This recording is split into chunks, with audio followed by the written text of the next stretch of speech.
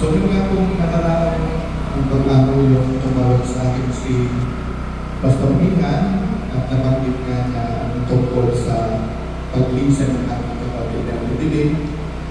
Sabi niya yung sa dalawa, pwede kong tumunan yung Friday service ng gabi at saka yung Sabado na ng living. Sabi ko, ngayon na lang living kasi mas maluwag sa akin ang pumunta dito. Pagkakaroon ko, meron pa ilang mga involvement sa church at maging sa aking family. Hindi ko nitatanong, ako po ay may pasyente ngayon. Yung akin po kasing misis ay isang Dialysis special. 1 year ago na ako, more than 1 year na siya nag-aaral. Actually, naginanihatid ko lang siya, and then, madali naman ako yung nagsusunod sa kanya. Anyway, sabi ko, ay gusto ko rin maging part ng ano bang gawain sa bahagi ko ng antidilim. Sapagkat, naalala ko po, hindi lang makakundi yung aking tatay, si Pastor Dito, nung siya ay naglingkod dito bilang pastor.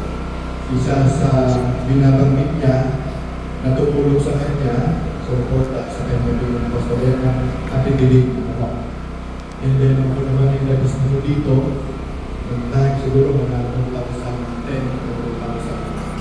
2002, ay sabihin na patuloy na pinakita natin na failing yung generosity niya. Tapos yan, hindi ang isa rin bagay na hindi natin nakikita yung napakamalumanay. Napakamalumanay ng salita, yung kanyang kilos, na kung saan doon ay ito yung mga bagay na ating maalaala sa kanya. Yung kanyang pagiging kaalim ng simbahan, na kung saan doon ay nakita natin kung paano niya ito ay ginamit bilang bahagi ng kanyang tungkulin ng kaalim ng isang iglesia o lalo higit ng UCCP binubuksan mo po. So kaya nga sabi natin ay sabi ko sa Hebreo 11:4, dahil sa pananampalataya sa Diyos, si Abel ay nag-alay ng mas mabuting handog kaysa mga inyandog ni Cain. Kaya naman si Abel ay kinilalang matuwid ng tanggapin ng Diyos ang kanyang handog. Kahit patay na, nagsasalita pa siya sa pamagitan ng kanyang pananampalataya. Kaya lumisan pa ng ating kapatid na didilim, nagsasalita pa rin siya sa atin, darating sa kanyang tahanan. So pagpagitan po ng mga bagay na kanyang iniwanan, ng kanyang pananampalataya, ng kanyang itinuro sa buhay ng iglesia, bilang isang inspirasyon at higit sa lahat sa buhay ng kanyang tahanan. Kaya sa hapon ito mga kapatid, bago natin sa ihatid sa kanyang hantungan, ilang bagay ang gusto natin pagnilayan. Mga bagay na hindi lamang para sa ating kapatid na ating dilim, kundi para sa ating lahat. Kung paano po natin tinitingnan ang buhay sa mundo ito. Paano natin nagninilay tayo sa buhay natin. Sapagkat sabi nga, kalimutan, kasabihang Pilipino, ang kamatayan ay una-una lamang yan. Ibig sabihin, lahat tayo ay darating sa kamatayan. Ngayon, nauna na ang ating kapatid na dilim. Tayong lahat ay darating sa kamatayan. Kaya sa hapon ito, gusto kong tingnan natin na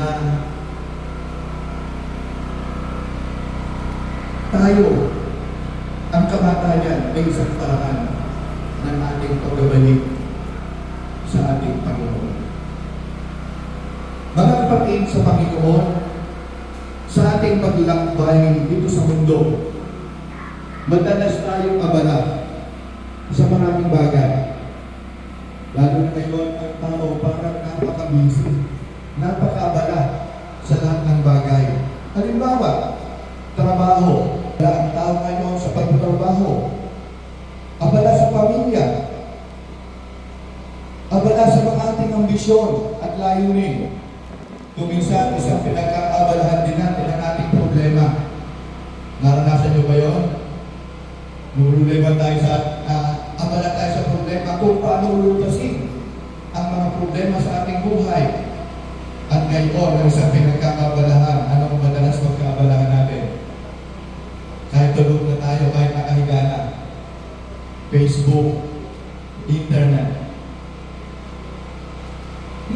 gitna ng lahat ng ito, madalas natin nakakalimutan ang buhay natin ay may hangganan.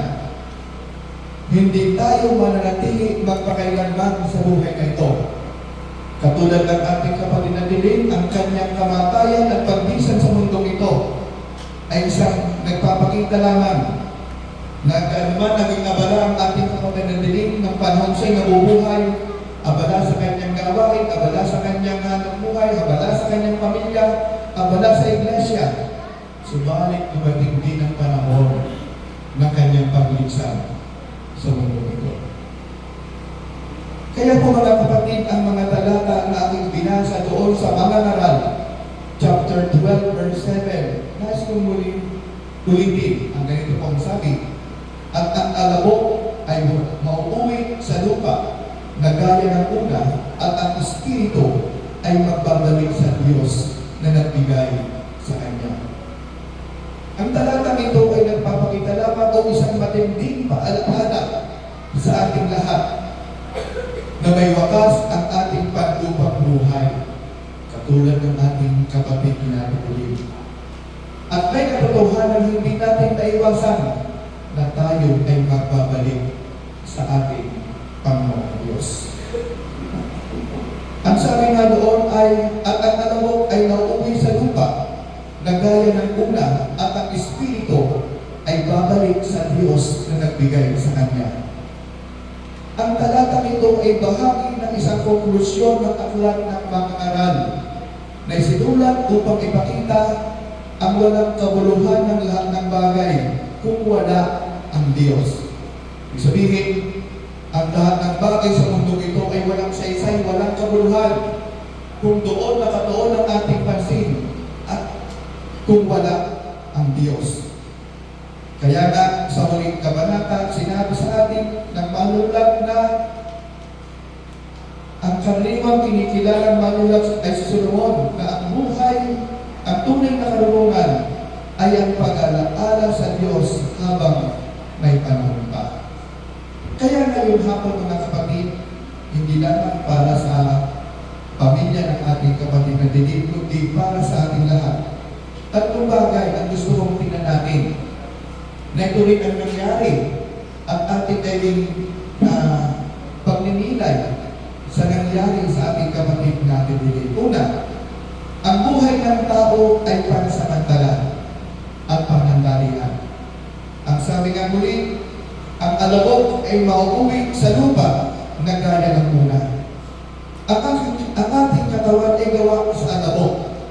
Sabi doon sa Genesis chapter 2 verse 7, sinabi na ang tao ay manlikha ng Diyos mula sa alabok ng lupa at binigay ng hininga ng buhay, at sa huli, babalik tayo sa pinanggalingan natin na walang iba kundi ang lupa. Kaya po tanda natin, ngayon mo ay nasa panahon tayo ng mahal na araw. Ano po yung unang ginawa natin sa celebration po natin o sa pag-aalala sa mahal na araw? As Wednesday. Kalimitan, may mga tao naglalagay ng abo sa noo. Ibig sabihin, ang paglalagay ng abo sa noo ay hindi isang ritual, hindi isang kaugalian, kundi isang paalaala sa atin na tayo, kapag tayo namatay sa mundo ito, ang ating katawang lupa ay babalik sa alabok. Yun po ang paalaala ng Ash Wednesday. Kaya po may mga naglalagay ng abo sa noo. Hindi isang ritual, hindi isang kaugalian, kundi upang ipaalaala sa atin na darating ang panahon sa ating pagpanaw sa mundo ito, sa takdang panahon, ang ating katawang lupa ay magbabalik sa alabok. Katulad ng ating kapatid natin Dilin, darating ang araw, kailang araw, ang kanyang katawang lupa ay maglalaho at babalik doon sa alabok. Hindi mahalaga kung gaano karaming tagumpay, yaman o titulo ang meron tayo. Lahat yan ay ating iiwanan sa ating paglisan. Ano man ang ating nakamit na tagumpay sa mundo ito habang tayo nabubuhay, wala yung saysay. Sapagkat darating ang panahon ito'y ating iniwanan sa mundo ito. Ang ating katawan ay lilipas. Ang ating itsura, ang ating katawan ay lilipas at maglalaho. Kaya ito'y isang paalaala sa atin. Huwag tayong mamuhay na parang walang katapusan ang ating buhay sa pamagitan ng mga material na bagay.